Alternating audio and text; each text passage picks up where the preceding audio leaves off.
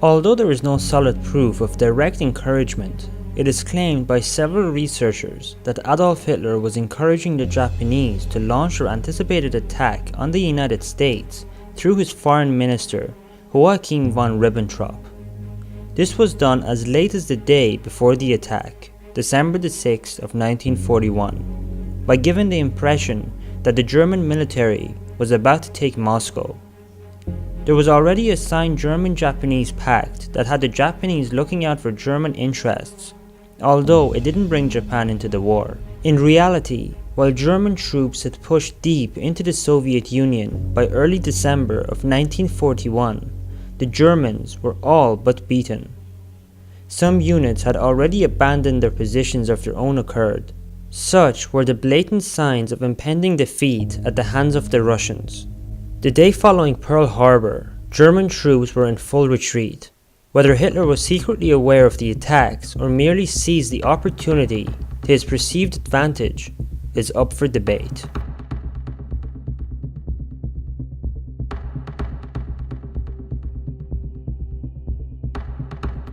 It is no secret that Winston Churchill wished to bring the United States into World War II. When Hitler declared war on the United States, Churchill wrote in his diary, "Being saturated and satiated with emotion and sensation, I went to bed and slept the sleep of the saved and thankful." He also compared the United States to a gigantic boiler. Once the fire is lighted under it, there is no limit to the power it can generate.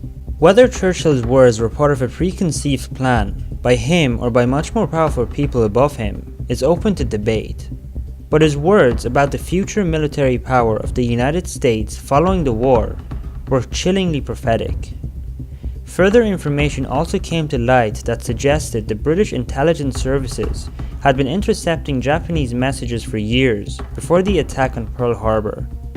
However, while we know there was intercepted intelligence, we have no idea exactly what was intercepted, as the messages remain classified. There is a red light to some people.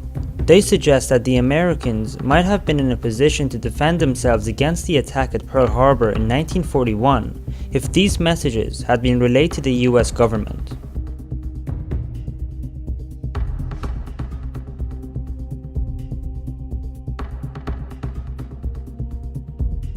US intelligence files from the months before Pearl Harbor and Franklin Roosevelt's own declassified files were eventually made public. When this happened, it was obvious to most that the United States government and military leaders had grossly underestimated the apparent attack from the Japanese. Even the location was seemingly spelled out for them. In the years since the bombing, plenty of people have struggled to believe that the United States military could have missed so many opportunities to better prepare for what appeared to be an obvious upcoming attack. Assuming there was a predetermined plan to open the door for the United States' entry into the war in Europe, which many theories suggest, then it is understandable that such intelligence would be hidden away.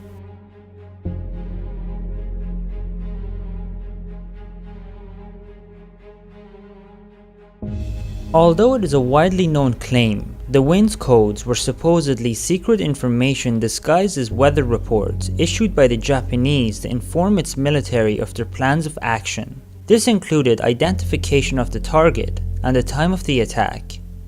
Most mainstream historians dismiss the importance of this claim. According to those who believe that the reports of these secret codes were authentic, west wind clear meant that the Japanese would attack Britain mainly through British colonies in the east, and north windy cloudy signaled an attack on the Soviet Union.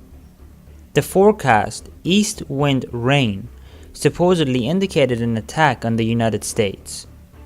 According to the congressional investigation into the Pearl Harbor attack, indications via these weather reports on December 3rd of 1941 suggested that the Japanese were planning immediate action against the United States and the British.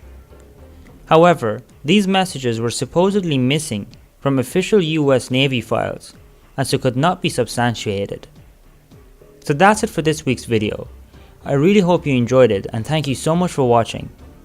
Until the next video, goodbye.